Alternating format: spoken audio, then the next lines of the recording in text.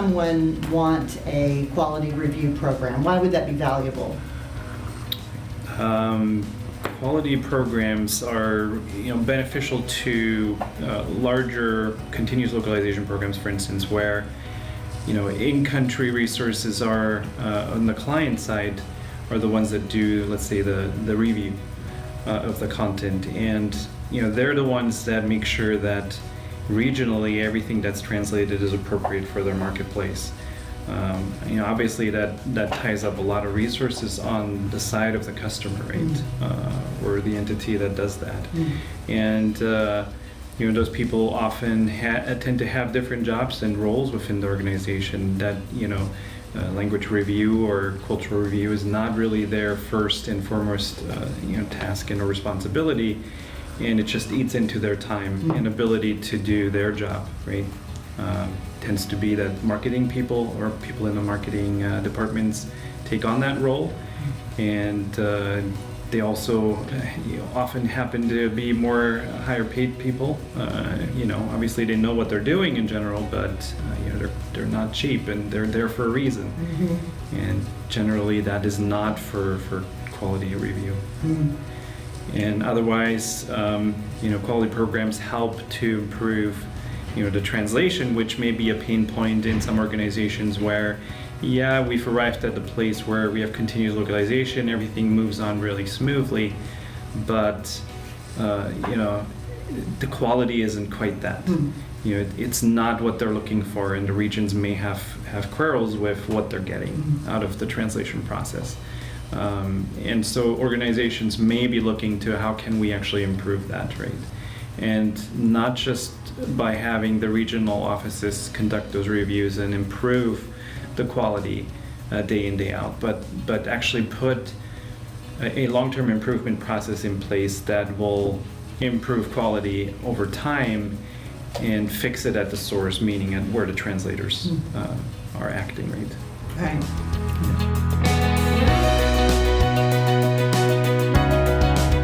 Can you think of any other pain points that an organization would experience that would drive them to consider a quality review program, or is that most of them? Yeah, it's in general is a pretty important reason for that. In-country offices may want the support, and even if they're not asking for it, they're bound up by those tasks. In addition to the way this may be handled today in some organizations where, let's say, marketing professionals are tied into that task, is that they'll hold up the production a bit. They just don't have the bandwidth that anybody has that can focus on that task, right? And therefore, releases may be delayed, or certain initiatives may be delayed, and content just doesn't get out to market on time. Rework may be needed. They may tie in additional resources in third parties in those countries just to get it right. So there may be an increased cost just due to rework, or again those time delays, right, on getting things out at the quality level that they want in their market. Those are definitely huge factors in what maybe pains most organizations that have those general programs in place, where they have continuous localization that goes on every day. Aside from that,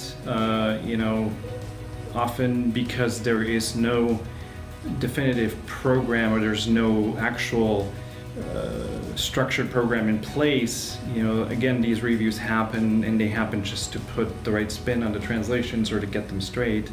There's also no feedback, right?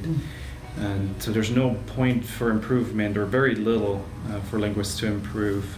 Often maybe they get feedback that is more general in nature of, hey, this sucks, right? These translations just don't feel natural. They feel more like machine translation, or they feel like word-for-word translations, right, literal translations.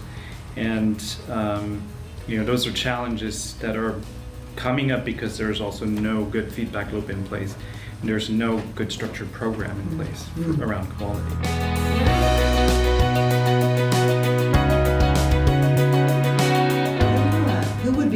on the program? Who would be placed on a program?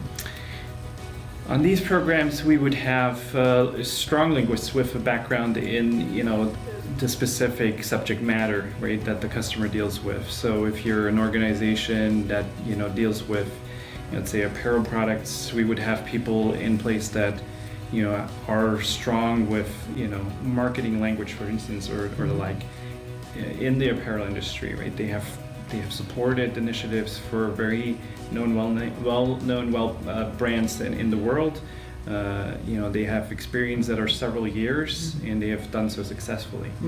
And they also have a background in, generally speaking, the content type, right, that gets crafted. Is it marketing, or is it more legal based, or is it financial, right?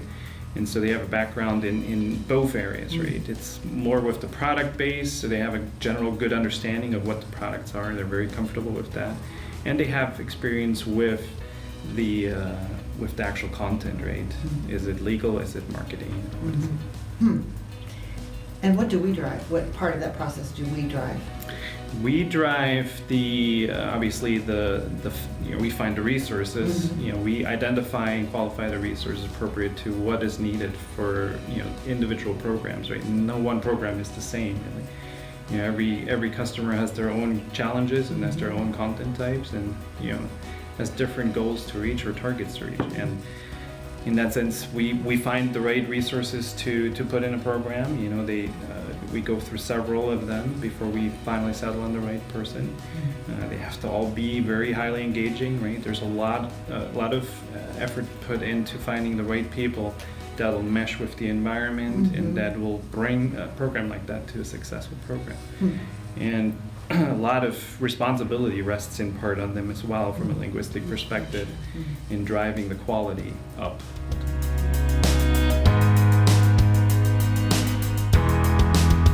And what is the expected outcome? The expected outcome is ultimately that on the translation, at the beginning of translation, translation delivers good, strong, golden translation, right? The ultimate outcome for us is that we don't have to review, right? So the customer really only has to pay for a translation; they don't have to pay for review anymore. That's our target, right? As a quality provider.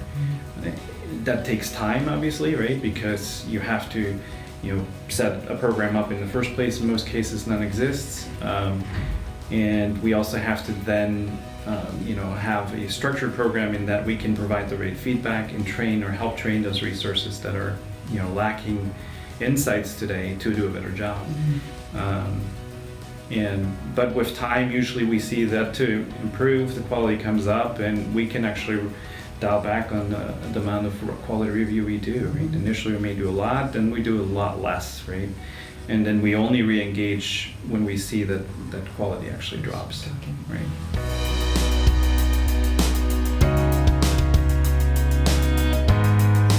How long does that generally take, that process, until you get that kind of result? That's a tough one. That really can depend on the amount of volume that is within the program, right? So is it daily interaction, or is it less frequent interaction, right? The more content we can review and the more feedback we can provide, the quicker we may actually get to a better space. Also depends on the other parties, right? We in those situations are the third party quality arm, and somebody else translates, and it really depends on those organizations and how well they react to that kind of feedback, and how serious they take it and how quickly they implement the change. We provide really actionable feedback in the sense that if you're a professional linguist and you get the feedback, you should be able to improve and come up with your quality and come in line with what the expectations are. But it really truly just also depends on the players and the teams. It's not uncommon that a supplier may need to swap some teams if they find out that they're just not able to perform, and find better players, or build out their team if they have one strong team, but with content volume fluctuations, they may have issues when they have to stretch, right? If there's a lot of content rolling on at short notice, they may not have the bandwidth to cover that with one team, right? They may have to have multiple teams, and so.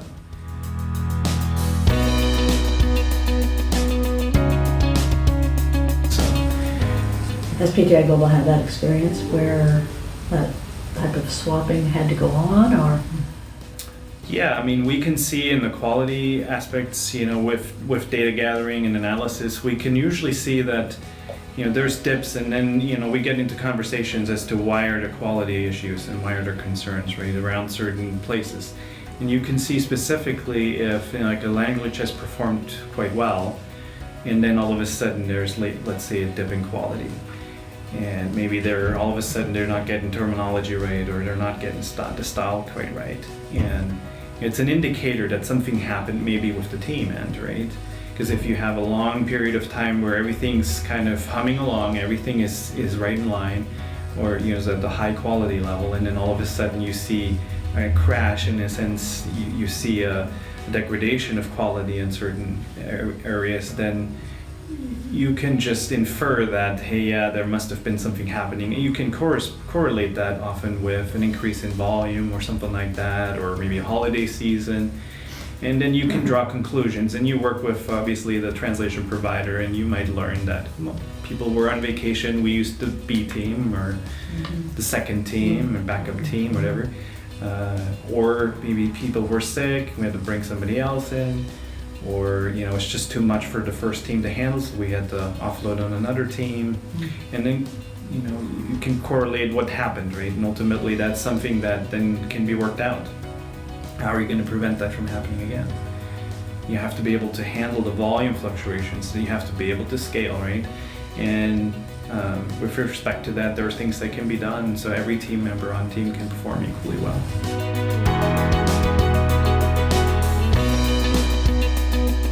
How do communications happen? So between the U.S. home base and, say, you have a team in Japan or a team in Germany, how do you manage that?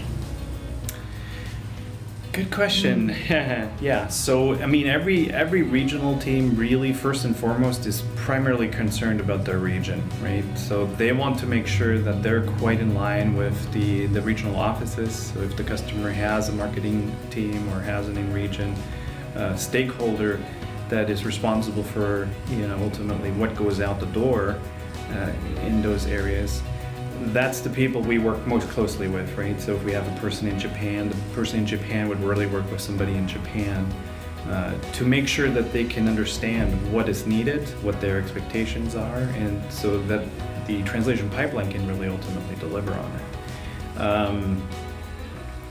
The communication back home obviously is still going to happen, right? We need to know what's going on a daily basis, and Okay, it's daily. There's reporting depending on the program again and the size of the program. It may be daily reporting, weekly reporting, and it generally focuses on, okay, what decisions were made. We need to know if there's changes that are being recommended for maybe stylistic changes, so style guide updates, or if they have terminology changes, those need to be captured, and all that information needs to be redisseminated back to linguists. And what happens in one region sometimes may actually help another region, right? So if one region comes up with a challenge, we circle that around and say, who else can benefit from this, or who else would agree that change is positive for their region as well, right?